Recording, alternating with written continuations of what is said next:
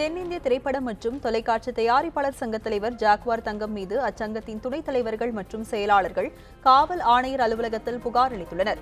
தென்னிந்திய திரைப்படம் மற்றும் தொலைக்காட்சி தயாரிப்பாளர்கள் சங்கத்தின் தேர்தல் கடந்த 10ஆம் தேதி நீதிபதி பாட்ஷா தலைமையில் நடைபெற்றது.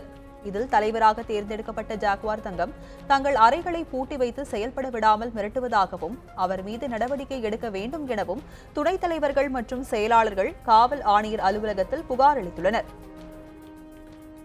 பெரிய ஒரு ஹால் இருக்குது, அந்த ஹாலை பூட்டி வச்சுக்கிறாரு.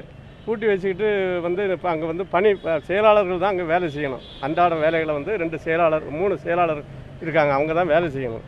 அவங்களுக்கு இருக்கிறதுக்கே இடம் கொடுக்காம அவர் இப்போ சங்கத்துக்கு சம்பந்தம் இல்லாத வெளியாட்களை உள்ளே கூட்டி கொண்டு வச்சு உள்ளேயே போகிறதுக்கு விட மாட்டேங்கிறாரு.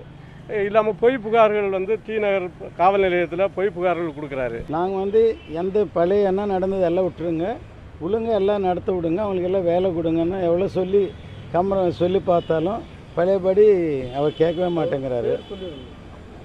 ஜாக்வார் தங்கம் அவர்கள் அவர் டோட்டலாக அவர் அறையை யாருக்கும் கொடுக்காம வேலையும் கொடுக்காம ஒரு பொய் புகார் போட்டு 2 செக்ரட்டரியும் யார் திட்டினாங்க, ஸ்டாஃப் திட்டினாங்கன்னு சொல்லி சும்மாவே போலீஸ் கூப்பிட்டு அந்த மாதிரி பண்ணுறாரு.